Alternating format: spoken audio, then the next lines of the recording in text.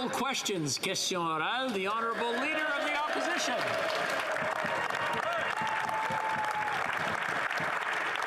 Mr. Speaker, Canada is in a real housing crisis. Only New Zealand has worse housing inflation than Canada. Homes aren't getting built, which is making inflation worse. And the Liberal government's out-of-control spending is also making inflation worse. The median price for a house in the City of Toronto went up 33% last year alone, Mr. Speaker. So, Mr. Speaker, if billions in Liberal spending has been making housing more expensive, how is billions more going to make it cheaper? The Right Honourable Prime Minister. Mr. Speaker, as outlined in the speech from the throne, housing is a major priority for this government, and we will deliver on it. With programs like the Housing Accelerator Fund, which will help municipalities build more and better, faster. Whether it's building more units per year or increasing affordable housing, we will work with partners to get real results for Canadian families. We'll also help families buy their first home sooner with a more flexible first-time homebuyers incentive and a new rent-to-own program, and by reducing the costs for closing for first-time buyers. The Honourable Leader of the Opposition. Mr. Speaker, the Prime Minister says it's a priority for this government, but Canada has the largest housing bubble in the world, Mr. Speaker. Canada's inflationary crisis is only getting worse under this government. Just today, RE/MAX stated that housing prices are going to rise another 10% in 2022. Another 10%. And the reason, according to them, Mr. Speaker, quote, the ongoing housing supply shortage. So now we have an inflationary crisis and a housing supply shortage. Why doesn't the Prime Minister have a plan to get houses built? The Right Honourable Prime Minister. Speaker, we will take no lessons from the Conservative Party of Canada when it comes to investing in housing. For 10 years under Stephen Harper, they did nothing on housing, which is why we stepped up in 2017 with a national housing strategy and indeed are stepping up now with $4 billion for municipalities to invest and to accelerate the construction of new housing supply, which contrasts with the Conservatives' approach, which was to give massive tax breaks to wealthy landlords to help them sell their buildings. That wouldn't have helped housing costs in Canada. We are acting and we are delivering. The Honourable Leader of the Opposition. Mr. Speaker, the Prime Minister likes to go back in time to a Conservative government, back when there was a balanced budget, Mr. Speaker, low taxes, Mr. Speaker, and when Canadians weren't falling behind in their monthly payments. And there's no debate when Canadians are going to the gas pump, Mr. Speaker. Fuel prices are setting records. This Prime Minister and the Finance Minister complain about the global supply chain shortage. Want to know the best example of a smooth supply chain, Mr. Speaker? Pipelines. If we could actually get pipelines built in this country, we'd get gas prices down. When will he stop the attacks on our energy sector? The Right Honourable Prime Minister. Mr. Speaker, unlike the Conservatives, we understand that the best way to build a strong economy and a stronger future, including not just good jobs, but good careers for Canadians, is to invest in fighting climate change at the same time as we invest in growing the economy. We have invested to support Alberta workers. We have invested to support getting our oil to new markets. But we have also stepped up on the fight against climate change because that, Mr. Speaker, is what Canadians expect. The Honourable Leader of the Opposition. Monsieur le Président, les Canadiens... Mr. Speaker, Canadians are experiencing the effects of inflation. Whether it's groceries, gas, beef, chicken, everything's costing more. Even if some products are made here in Canada. Higher expenditures means less opportunities for families and seniors. When will the Prime Minister understand that monetary policy is important? The Right Honourable Prime Minister. Mr. Speaker, from the beginning of the pandemic, we made a promise to Canadians that we would be there for them, and that's exactly what we have done. Even though the Conservatives wanted us to invest less in families, less in workers, less in businesses, less in students, we will be there for them. We will continue to do so because the best way to create a strong economy for everyone is to end the pandemic. And that means everyone needs to be vaccinated. The Honourable Leader of the Opposition. Be there for them?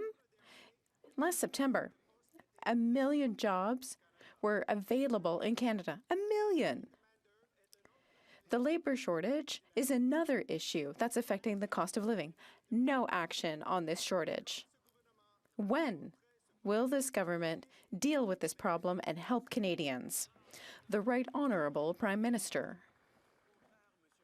On the contrary, what we're seeing is a faster economic recovery than even in the United States, with more jobs coming back to Canada than in the U.S. We know that the labour shortage that we were experiencing even before the pandemic is persisting today. That's why we're acting on immigration, on training, investing in families, creating jobs, investing in small businesses. We are there to help our economy to recover quickly. The Honourable Member for Belleuil-Chambly. Thank you, Mr. Speaker. Many teaching institutions in Quebec want to welcome African students who speak French. Thousands of Francophone African students want to come to Quebec in order to learn. Unfortunately, Canada's immigration services often refuses about 80%.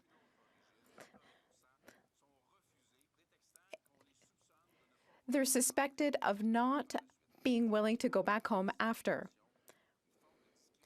It's a form of discrimination. This is undermining Africa's economic development opportunities. Will the Prime Minister deal with this crisis in immigration? The Right Honourable Prime Minister. I agree with my honourable colleague that this is particularly worrisome. Discrimination is unacceptable in any form. We will not tolerate systemic discrimination in our programs. To guarantee that our programs and services deal with everyone fairly, we are undergoing a detailed review.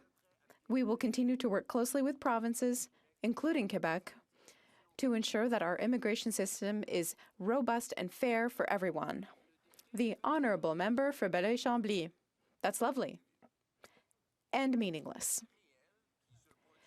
The real effect that is being experienced today is that it's undermining French, it's undermining Quebec's teaching institutions, it's undermining French-speaking Africa, undermining these students.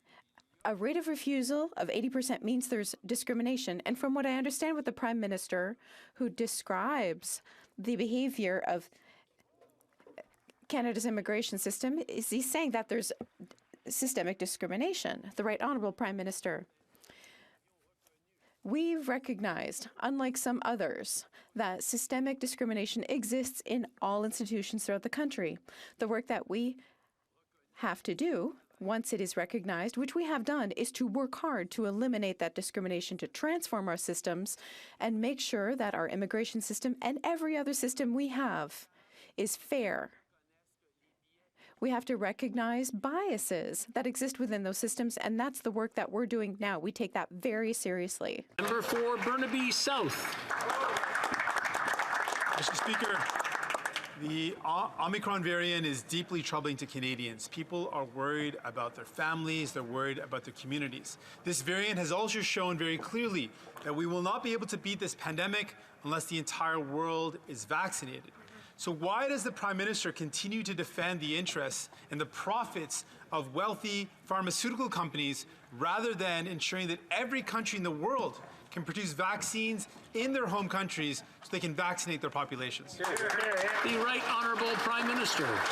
First of all, Mr. Speaker, we are working to ensure that countries across the world have access to COVID-19 vaccines through our investments in COVAX facility. We were one of the early adopters and leaders in investing to make sure that vaccine equity across the world was real.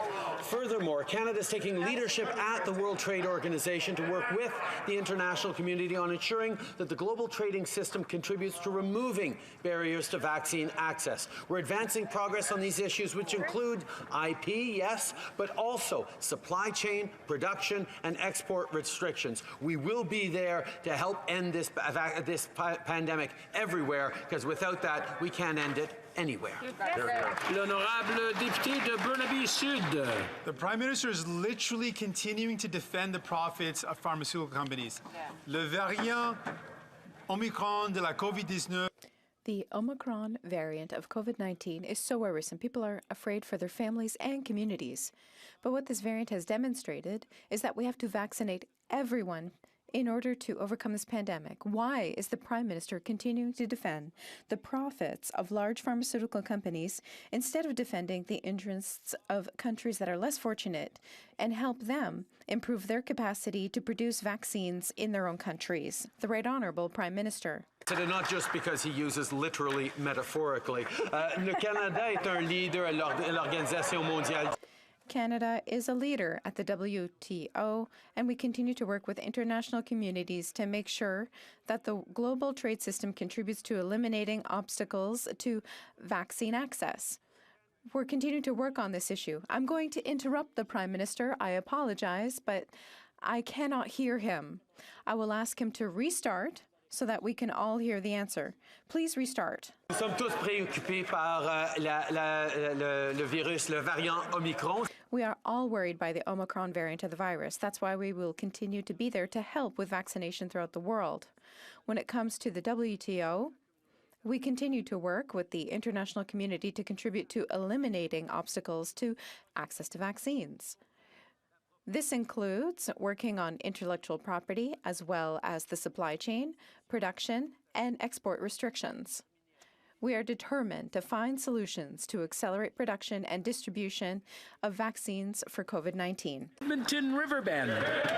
Thank you, Mr. Speaker. The average house price in Canada right now is $717,000. You want to know what it was last year, Mr. Speaker?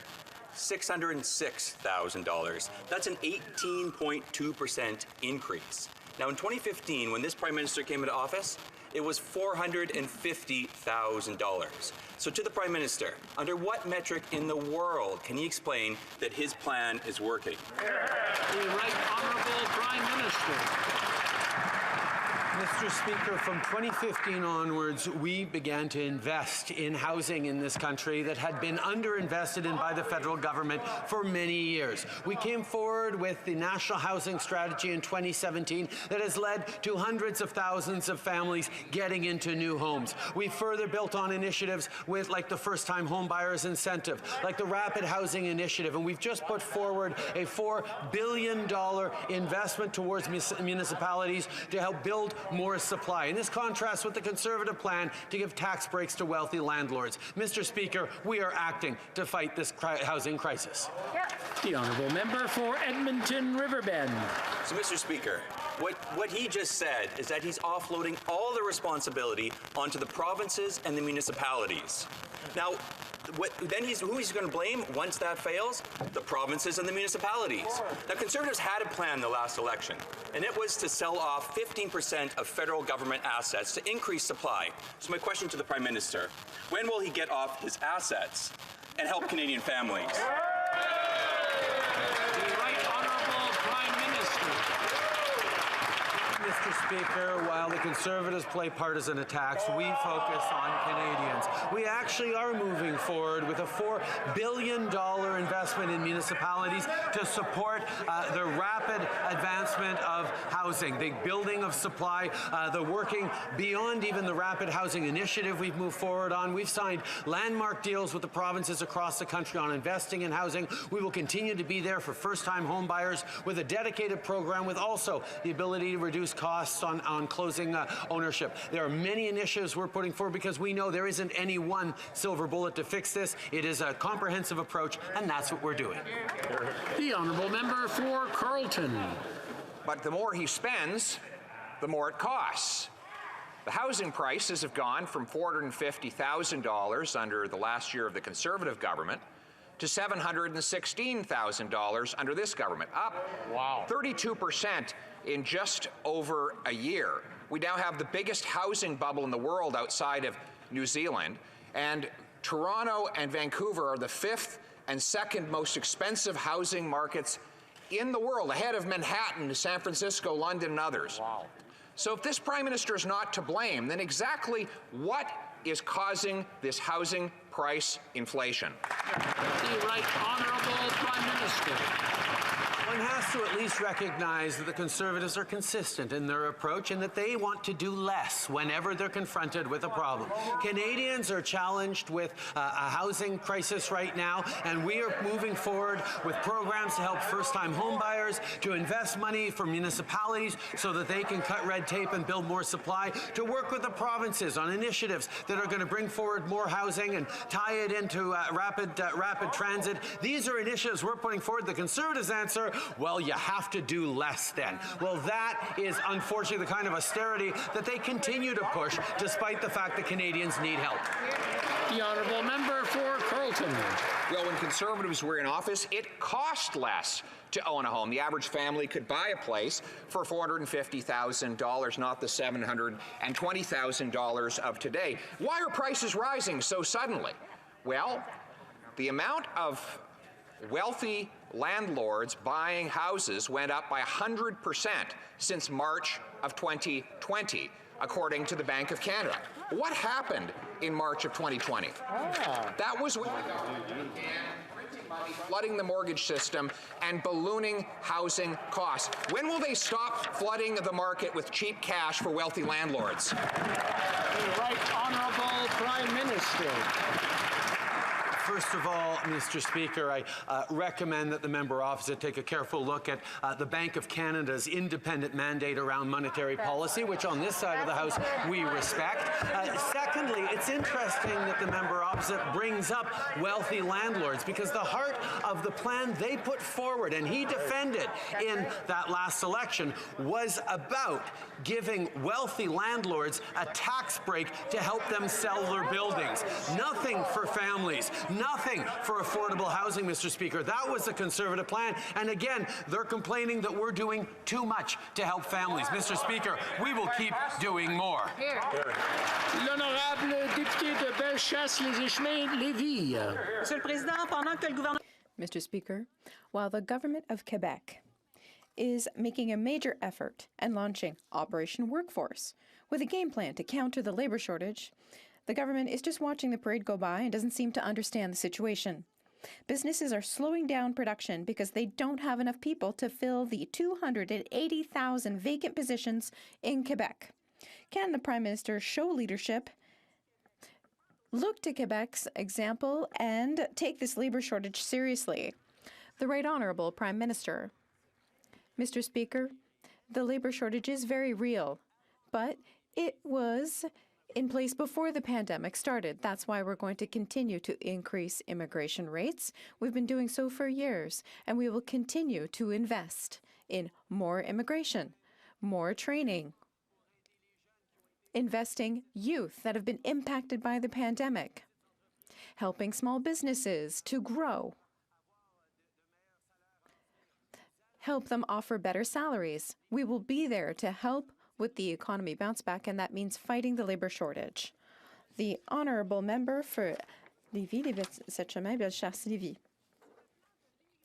When it comes to immigration, last week I indicated that Rotobec, a company in my riding, is trying to fill 30 positions right now, about 10 through immigration. I was told that, again, Rotobec is going to have to wait months and months and months before being able to fill those positions and have access to workers from abroad. When will the Prime Minister help our businesses and finally put in place measures to set up measures to help process workers' immigration files? The Right Honourable Prime Minister. Mr. Speaker, first of all, I want to say that my honourable colleague should speak to her other honourable colleague for Carleton, who keeps complaining that we're doing too much. And she wants us to do more, and so we'll continue to do more. We recognize how important it is to invest in immigration and accelerate the arrival of new Canadians. This pandemic has impacted us for a year and a half and led to border closures, but we're going to make up for that backlog, bring more people to Canada, and we're going to create growth for all. work with Quebec and the other provinces in order to counter this labor shortage. The honourable member for Lac-Saint-Jean. Mr. Speaker, when the federal government banned irregular border crossings via Roxham Road, asylum seekers started using other, more dangerous routes. Something had to be done. And what did the government do? Did it suspend the Safe Third Country Agreement to allow asylum seekers to go through regular safe border crossings? No. They reopened Roxham Road. They reopened Roxham, and we're back to square one with the same situation as before the pandemic. Does the Prime Minister not agree that this isn't the solution? The Right Honourable Prime Minister. Mr. Speaker, we continue to work with our American partners on immigration and the issue of asylum seekers. We will continue to be there to manage this situation correctly.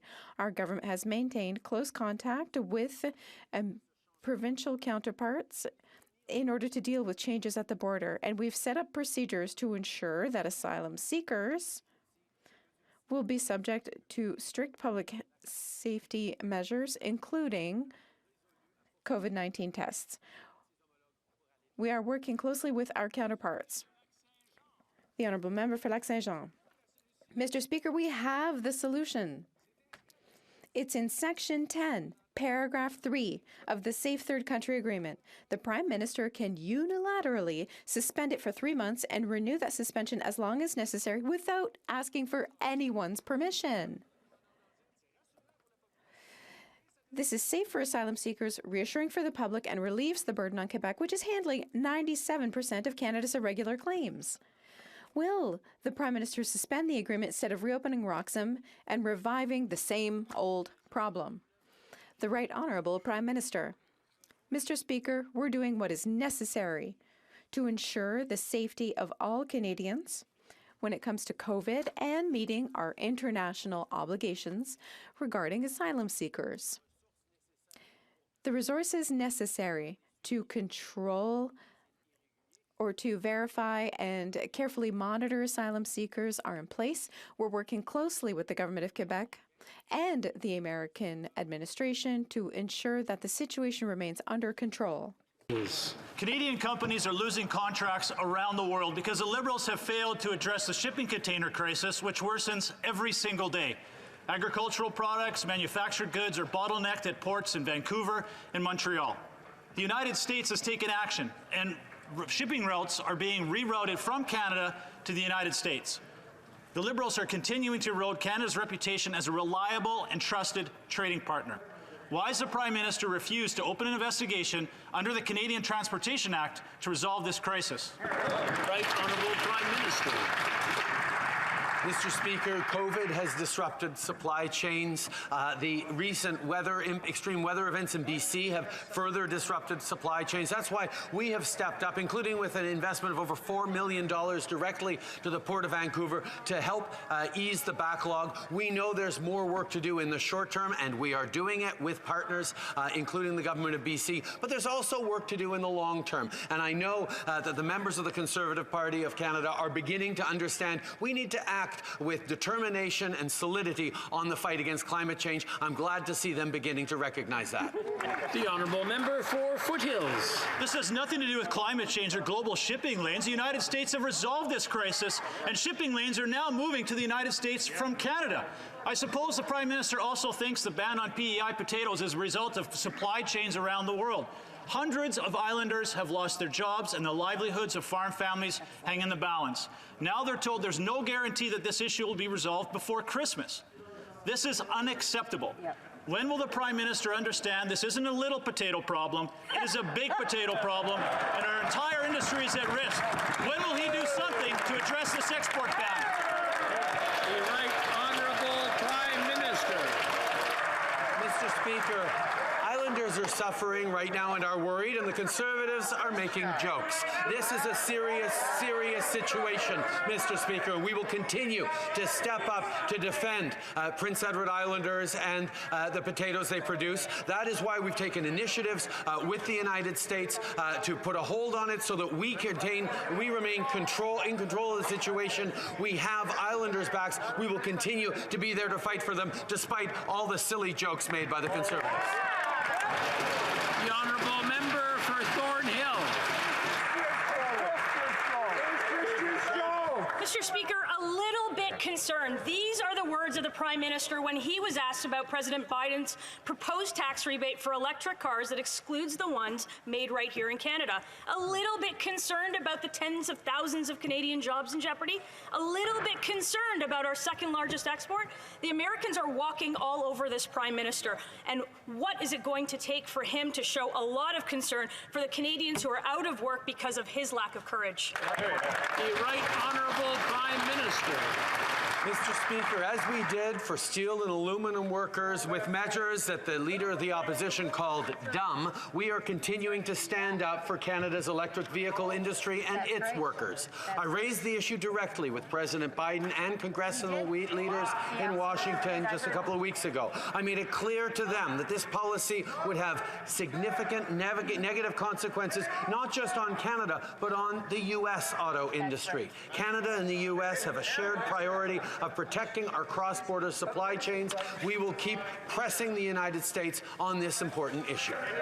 The honourable member for Thornhill. To do with supply chains, President Biden has enhanced the Buy America measures. He's strengthened his protectionist agenda.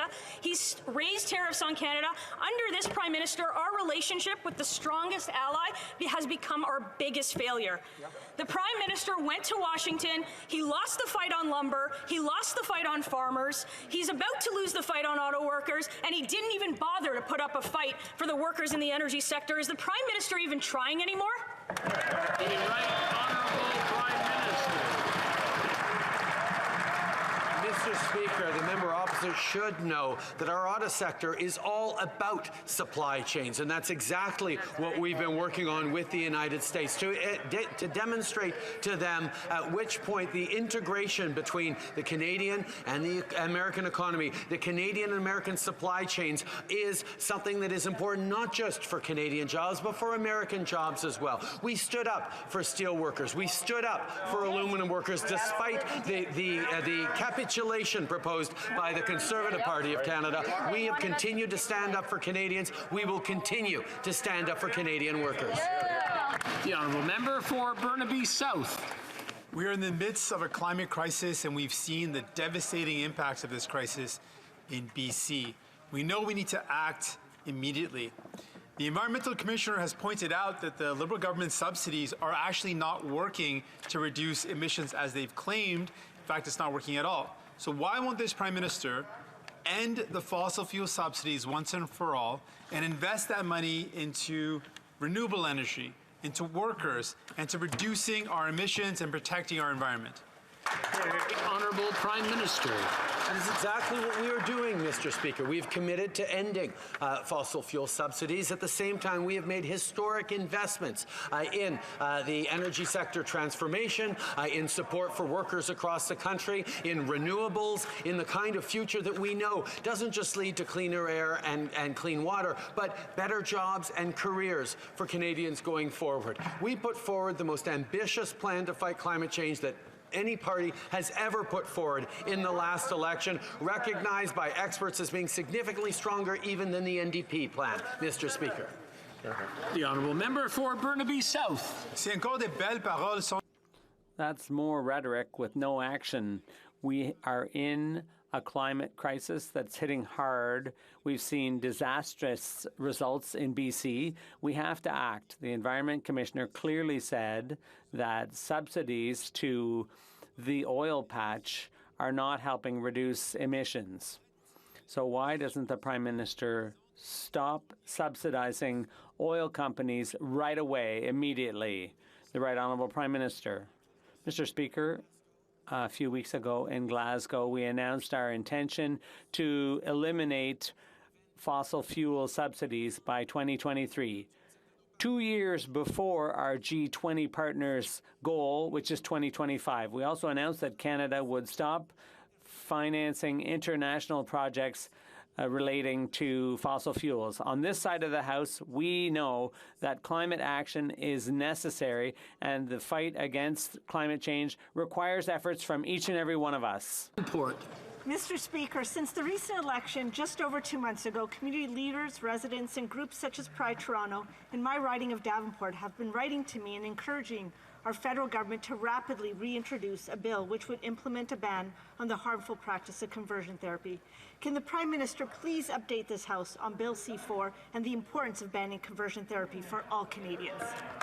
Right Honourable Prime Minister. I want to thank the member for Davenport for her advocacy on this issue. Just like her, I've heard from conversion therapy survivors, and anyone who has knows this horrid practice must end.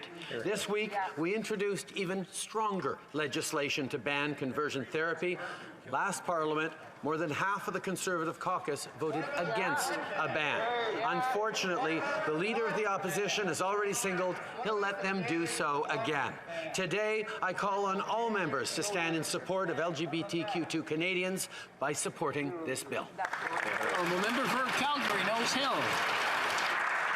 Mr. Speaker, earlier in question period, the Conservative leader asked the Prime Minister when he would stand up for workers in Canada's energy sector, and the Prime Minister responded by implying that energy jobs in Canada aren't good careers.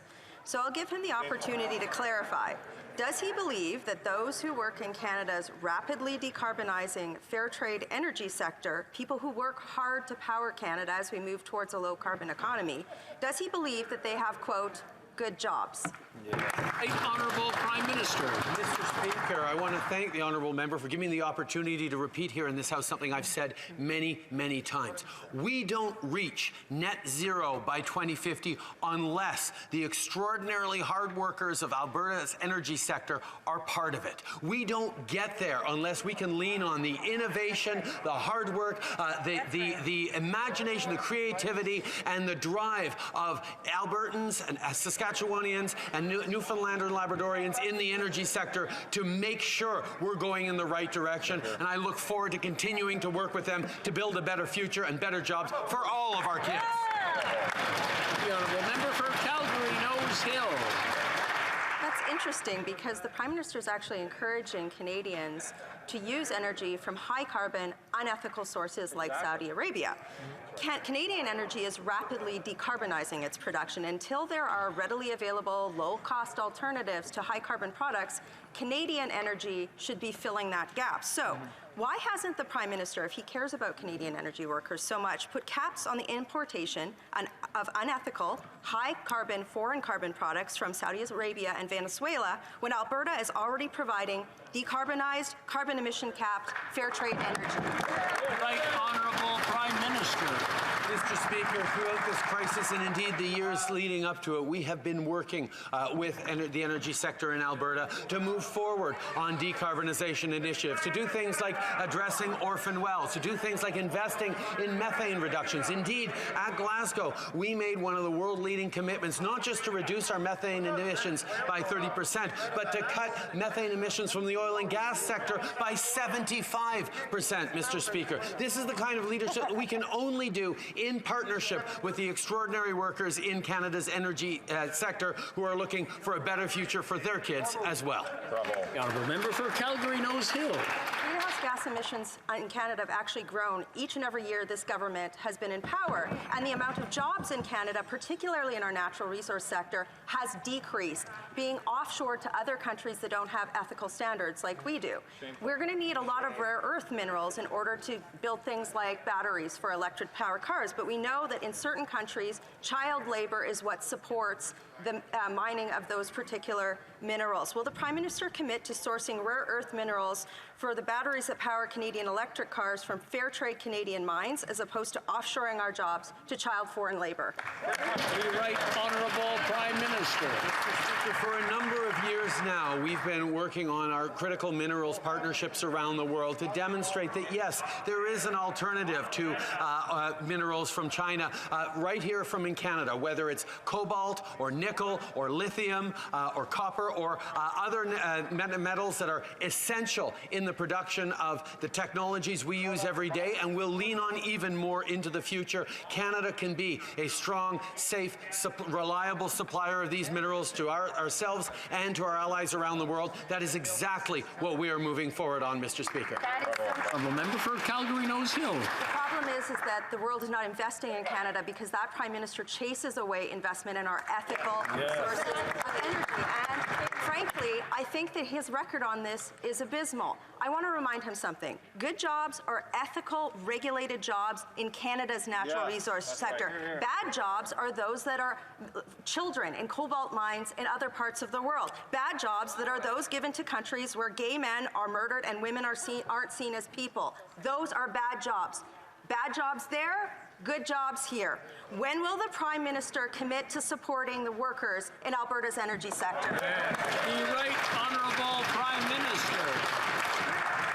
Mr. Speaker, through this pandemic, we stepped up with $9 out of $10 going to Albertans from the federal government during the pandemic. In the years leading up to it, we continued to invest in infrastructure, in supports for Albertans. We've continued to be there for workers in the energy sector. You know what is not being there for workers in the energy sector? Pretending that climate change isn't real, pretending that we shouldn't look at it as both a challenge and an opportunity, because that's what the Conservative Party of Canada has been stuck with for the past decade. You are The honourable member for Shefford. Mr. Speaker, the lowest paid seniors have been plunged into poverty by Ottawa. Those who lost their job during the pandemic and who had to claim the CERB are getting their GIS clawed back because CERB benefits are treated differently from employment income, even though they're supposed to do just that, replace employment income. For example, for the same $10,000 in income, a worker who would have had $100 clawed back from the GIS now loses over $400. That's $300 less per month. Will the Prime Minister fix this injustice? The Right Honourable Prime Minister. Mr. Speaker, from the outset of the pandemic, we made a promise to Canadians that we would be there for them for as long as it took and whatever it took, and that's precisely what we're doing. Our promise has always been to support the most vulnerable. We put in place the CERB or the CERB. We knew that would have an impact on some of our most vulnerable. Ministers are working actively on that issue to find the right solution. We will always be there to protect our seniors, including with the GIS. The honourable member for Shefford. Mr. Speaker, that's not what we're talking about. The Bloc alerted the Ministers of Seniors and Finance months ago. Nothing's been done. The Prime Minister has to get involved. The CERB should be treated like employment income, and all seniors should be allowed to have their benefits recalculated based on their current income. It's simple. This administrative mess is plunging people into poverty, and some are suffering a decline in their health. Mr. Speaker, there are even some seniors who are having to choose which of their medications to skip because they can no longer afford them. Is the Prime Minister going to take charge of this file? The Right Honourable Prime Minister. Mr. Speaker, we've always been there for our seniors, and we always will be. I can assure you that we're working on this matter, and we will resolve it very soon. The Honourable Member for Charlebourg, Haute-Saint-Charles.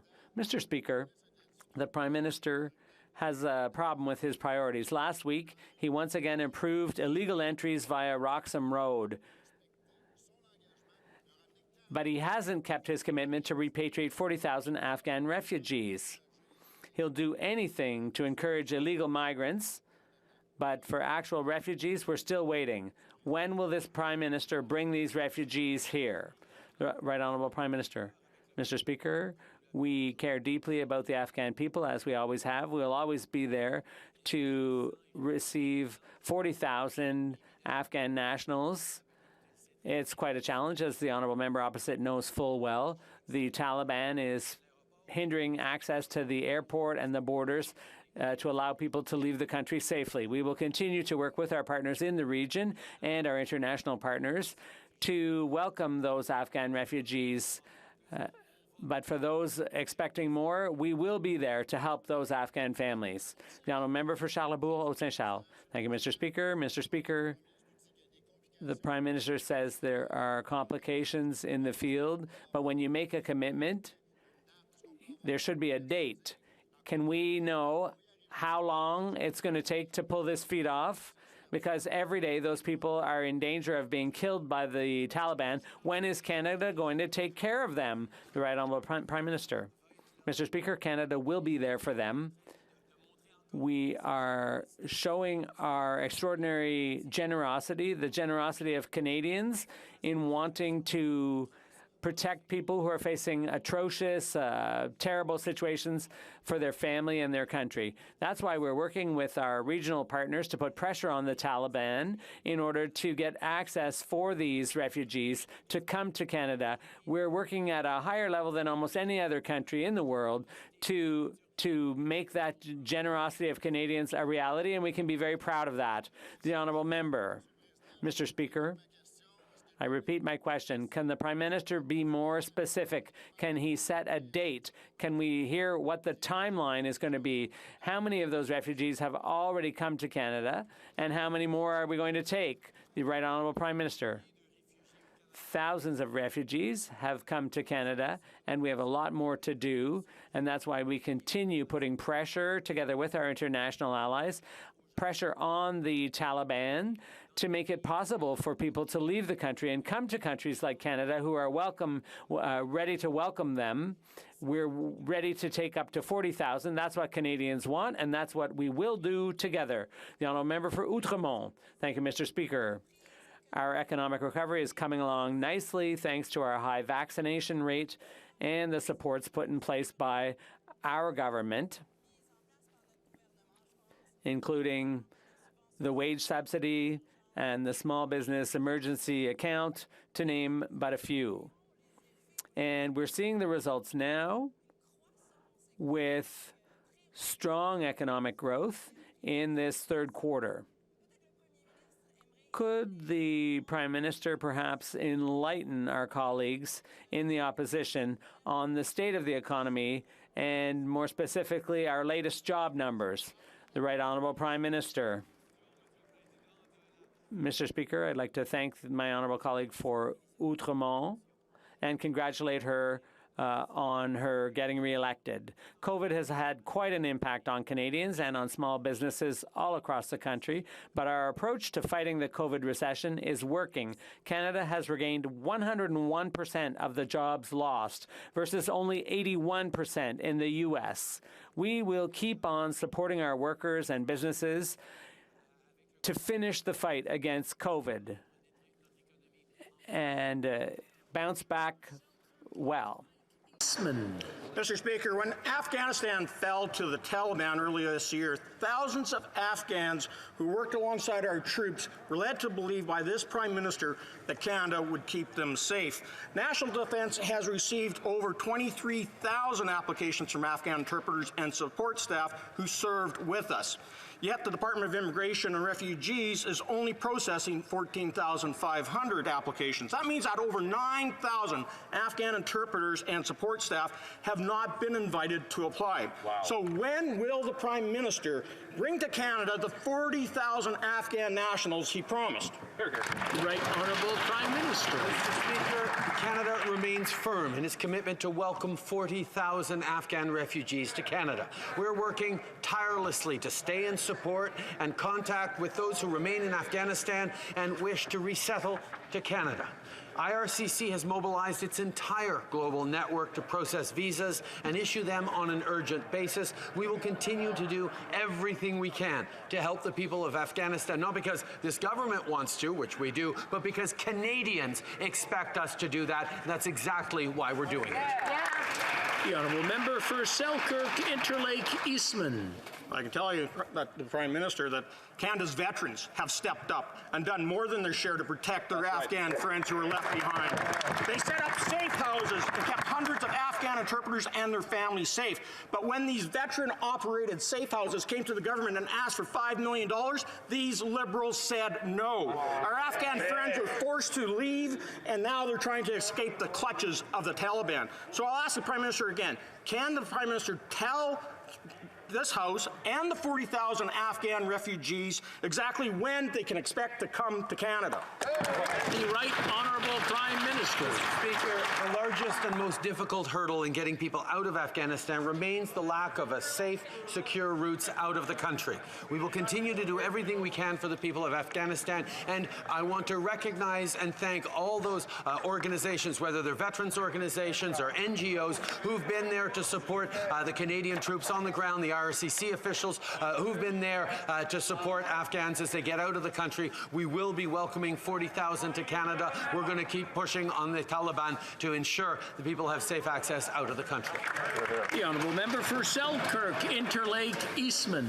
Mr. Speaker, our veterans and all those non-government organizations had to step up because this government hasn't. Our Afghan interpreters and support staff have been left behind to face the brutality of the Taliban, who are hunting them down as we speak.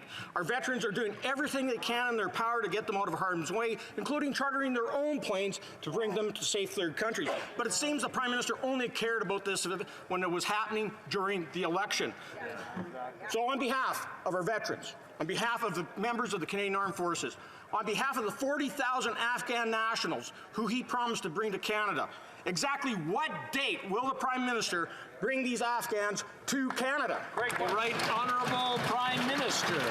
Mr. Speaker, we are working tirelessly to bring those 40,000 Afghan refugees to Canada as quickly as possible. We're working with the international community to put pressure on the Taliban to allow for more safe routes out of the country.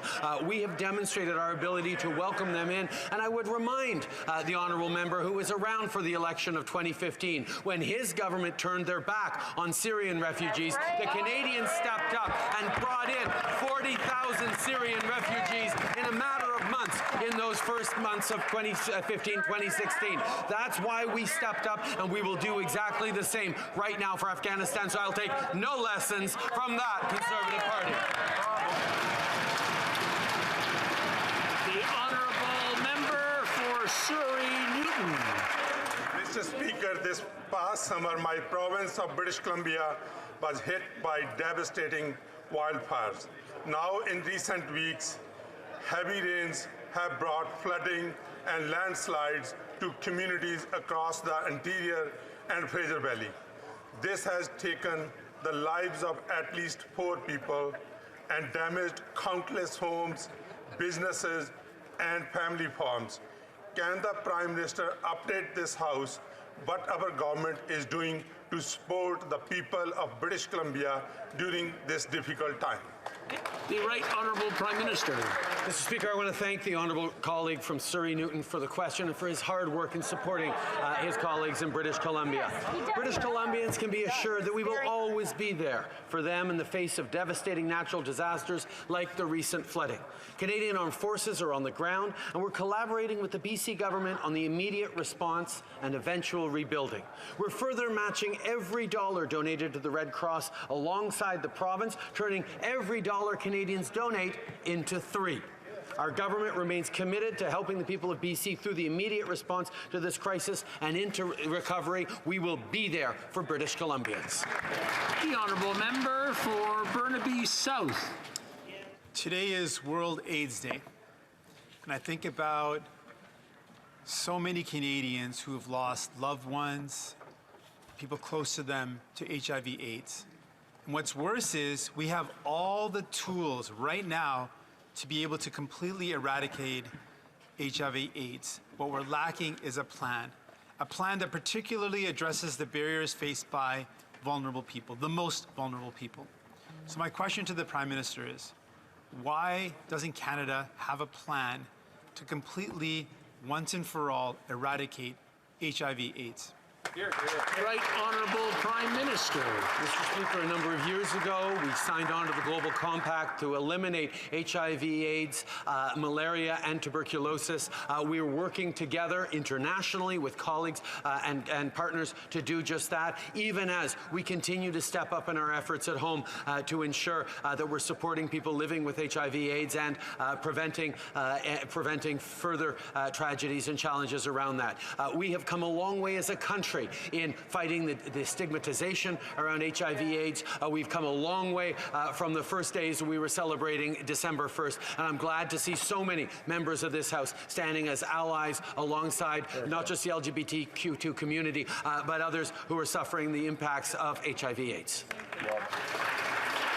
That's all the time we have for today. C'est tout le temps que nous avons. That's all the time we have today for question period.